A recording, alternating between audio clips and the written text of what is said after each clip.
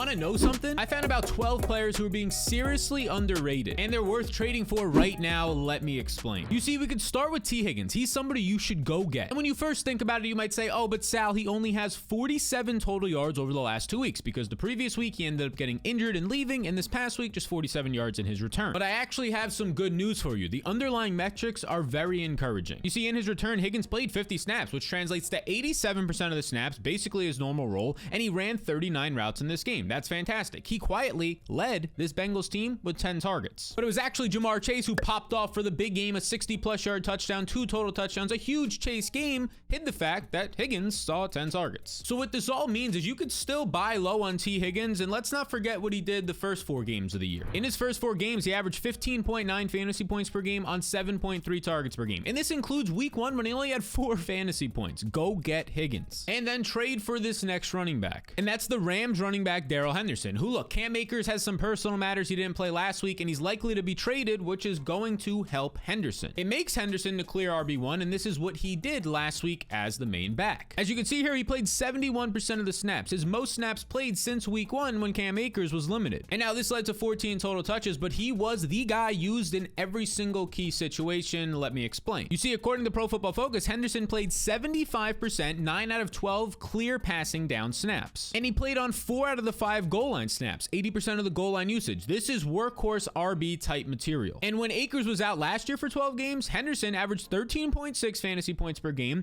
and he saw over 16 opportunities per game. He was on pace to see 214 carries and 57 targets. That's basically top 10 numbers. So you want to go get Henderson, but you also want to sell high on this next running back. And it's been a great time if you own Ramondre Stevenson, but now's the time to ship him away. Look, there's no doubt Stevenson has been fantastic. He had another touchdown this past week, and he has been finishing 7th overall in fantasy points over his last 4 games, averaging 21 touches during that time. So you're saying, Sal, why in the heck will we trade this monster? Well, there's one big issue. And that issue is that Damien Harris is going to return potentially this week. He was actually practicing in limited fashion last week. He has the hamstring injury. Maybe he misses 1 or 2 more games, but there's a chance he comes back this week. And Stevenson, in his career now, his second season, when Damien Harris is playing 15 games, he averages just 9.9 fantasy points, as opposed to 19.5 when Harris isn't out there. You could think of it this way. He goes from being a borderline top 5 running back in the NFL for fantasy to not even being worth a flex spot. But it gets even worse, because to this point in the season, Stevenson has enjoyed the 2nd easiest schedule for fantasy running backs. But according to Fantasy Pros, he has the 6th most difficult schedule. You see New England right here, the 6th most difficult schedule out of every single fantasy RB remaining. All of this means this is the peak value that Stevenson will have for the rest of the season. Now is the time to cash in on that. So you want to trade him and this next wide receiver away as soon as possible. And that would be Brandon Aiyuk. You want to sell high on him off of his big game. And more specifically, that big game was him putting up over 28 fantasy points, 8 catches on 11 targets, and he found the end zone 2 times. But this usage is unlikely to continue, and the reason why is San Francisco trailed all 4 quarters of this game for the first time this year. Now, this translated to Jimmy Garoppolo throwing 41 times in this game, which was by far more than his season average, 57% higher than his season average this year. So here's your takeaway. We know San Francisco is a run-first team. They rank top 10 in rush attempts this year, and it's likely that Jimmy G will continue to throw around 25 times per game, which means Ayuk's only going to see 5 or 7 targets a game, and he likely won't score 2 touchdowns every game. So trade him at his peak value, but then hold on to and even acquire this next wide receiver. That would be JuJu Smith-Schuster, who I'm sure a lot of people want to sell high on after he goes for 100 plus yards and a touchdown. Now, the reason I'm going to advise you not to be trading him is he's getting the volume. He saw 8 targets in 4 of his first 5 games. This has been brewing, this big breakout game. And then he goes and puts up 22 fantasy points on 5 targets versus the Bills. Now, here's why you want to keep him. JuJu is the clear wide receiver 1 for Patrick Mahomes, right? Travis Kelce is a tight end. But amongst wide receivers against the Bills in their most important game of the year, he led the team in snaps, in routes, and he had the most wide receiver targets at 5 this past week. So when you're the number 1 wide receiver in the number 1 passing offense attached to Patrick Mahomes, yeah, don't trade that away. These games are going to continue to happen. So keep JuJu on your roster, even buy high on him if you really want to, and then go get this quarterback. And that quarterback is going to be Kyler Murray, who currently ranks overall 7th in fantasy points per game at the quarterback position. Now, that's pretty solid, but check this out. Murray is actually tied with Patrick Mahomes for the 3rd most expected points at the position, meaning that based on his usage and how much he's throwing downfield and running the ball, he's a top 3 quarterback. And more specifically, he's been expected to score 18% more points per game, and now he's actually getting some help because DeAndre Hopkins returns this week. Hollywood Brown, his season-ending injury is now apparently not a season-ending injury, so that's fantastic, and they just acquired Robbie Anderson. Not to to mention James Conner might be coming back this week as well. Now, all of this is fantastic news. He's getting help, he's expected to score more points, and he still has the cheat codes. And that primarily means the rushing upside, and we're starting to see it these last couple of games. Now, he had a rushing touchdown just a couple of weeks ago, 42 rushing yards last week was a season high, and then he sets a new season high this past game with 100 rushing yards. He has averaged over 7.5 fantasy points on the ground alone the last 3 weeks. And because the narrative is that he's not good or not worth the money or it's double XP weekend in fantasy football, you can actually go and get him. People don't have positive association with Kyler Murray right now. So take advantage of that and then also trade away this next running back. And that would be Najee Harris, who this past week still didn't have a good game, but he ended up finding the end zone to salvage his week. Only 49 total yards on 16 touches, but that touchdown gets him about 13 fantasy points and allows him to keep some value. Because of him keeping value, you can actually trade him now because there's some real issues here. Because now through 6 games, Najee is only averaging 44 rushing yards per game, and this past week he played less than 60% of the snaps for the 3rd time this year. And now this is significant because he played less than 60% of the snaps just 1 time last year, and it was a game he left early for injury. So his overall usage is concerning, but that's not all. Because it's not going to get better for Najee, who has the 8th most difficult rest of season schedule according to Fantasy Pros. And he is currently ranked 66th in running back efficiency. Every single week of the year, his efficiency has dropped. That is not a good sign, especially when you're going to have more difficult matchups coming soon. And because his efficiency is dropping, the Steelers are forced to play other running backs. So like Jaylen Warren, who's been top 15 in running back efficiency, has continued to see more usage, taking touches and work away from Najee. So get rid of him, but go buy this next running back. And it's crazy to think that Jonathan Taylor is available on the market, but because he's missed the last couple of games with injury and he only has 1 game over 12.1 fantasy points this year, yeah, a lot of people are panicking, they're getting frustrated, and they're looking to trade him based on the comments and questions I've been receiving on social media. But I would urge you, if you have him, to hold on to him. But for everybody else, go get him. Because the Colts quietly changed their offense this past week, and it led to them seeing a season high 34 points. They ran a hurry-up offense, and as Brett Rump points out here, this led them and Matt Ryan to have more time to process the plays. When you get up to the line of scrimmage faster, you can point to blocking assignments, point to audibles, and it allows for a much more efficient and smoother offense. And since it works so well, again, a season high 34 points, you can expect them to do it moving forward, but that's not all. Because in this game, Matt Ryan targeted his running backs 25% of the time. This is great news for Jonathan Taylor, meaning that when he returns, expect more targets. So buy low on him and this next running back. And that would be the Bengals running back Joe Mixon, who also is coming off of a game where he found the end zone but didn't get a lot of overall usage. But on the season, he still ranks #1 amongst all running backs. You can throw in Christian McCaffrey, you can throw in Saquon Barkley, even Austin Eckler, it's still Joe Mixon for the most expected fantasy points per game. However, he only ranks 17th in actual fantasy points per game, which has actually risen since last week, and here's another way to look at this. Mixon ranks 1st in running back usage on the season. He's top 5 in carries and targets, and he's averaging over 21 touches per game right now. And he leads all players in the NFL with 20 red zone touches. One of those cashed in for a touchdown this past week. But on the year, the issue is he only has 2 total touchdowns. But here's why this is most definitely going to change. You see, Mixon averages a touchdown every 29 touches in his career. But this year, on 128 touches, he has just 2 touchdowns. He should have somewhere between 4 and 5. So buy him before he starts scoring some touchdowns. Maybe you could trade him 1-for-1 for this next RB. And that would be DeAndre Swift, who's expected to return from injury this week, meaning that his value is now going to rise as he's going to come right back. People who trade for him can actually play him, and here's what you need to know. Now, on the season, DeAndre Swift is currently the, quote, luckiest player in the NFL for fantasy purposes. He's averaging right now 57% more fantasy points than he's expected to be scoring. Now, this means his production is completely unsustainable, and you can see why right now. He's averaging 8.8 yards per touch, which is absolutely fantastic. It's mind-boggling. The NFL leader last year, Rashad Penny, only averaged 6.4 yards per touch. Now, he's been fantastic in the first couple of games, but there's no way he sets a new NFL record by like 20% efficiency. It's just not going to happen, or at least very, very unlikely. And now this means his efficiency is going to drop, so he'll have to rely on volume, but it's not something he's currently seeing that much of. You see, he's only playing 53% of the snaps this year, and he's basically splitting his touches 50-50 with Jamal Williams, who's still seeing a lot of red zone work, which takes away those cheat codes from DeAndre Swift. And reminder, the running back cheat codes are your ability to catch passes. We know Swift has those, but then also the red zone opportunities. That's what makes you a top 10 fantasy back, and right now he's not going to be getting those. Meanwhile, Joe Mixon Mixon, we talked about, leads the NFL in red zone touches. So that's a great one-for-one trade if you can pull it off. Go get Mixon if you have Swift. And you should also go get the fantasy cheat sheet, which will help you win your fantasy league with tools sent to you right through email every single day to beat your league mates. And the best part about it is if you don't win your fantasy league, the one-time payment of $10, which comes out to like 50 cents a week when you have it for the entire season, I'll refund it. It will be completely free to use this material if you do not win your fantasy league. So if you want to join the thousands of other people using the fantasy cheat sheet right now to help them win their leagues, click the link in the description to learn more. And then make sure you hold on to this next wide receiver, potentially even buy him high, just don't sell him if you own him. And that man's name is Michael Pittman, who had back-to-back very poor games, but then he completely broke out. He had over 25 fantasy points, 16 targets, catches 13 balls, insane for 134 yards. And as we said earlier with the Colts, they changed their offense to be more fast-paced, and this extremely helped the production of Michael Pittman. You see, it led to a lot of quicker passes, which opened up a lot of yards after the catch for Pittman, which is one of his strong suits. And here's your takeaway. The way this offense played allowed Pittman to basically double his yards after the catch in one game and see a lot more targets. They got a lot more plays off, and Matt Ryan looked more comfortable. And to me, this looks sustainable, which means you want to keep him on your roster as a potential top 10 wide receiver at the end of the year. And if you don't have him, try and buy high on the guy. Now, these players are going underrated and some are a little overrated, so this is exactly how you should navigate the trade waters. But you can also improve your team through the waiver wire, and that's what this video right here is going to help you do. See if any of these people are still out there on your waivers. And if you're one of the 61% of people not already subscribed, double check that you're subscribed. I appreciate you.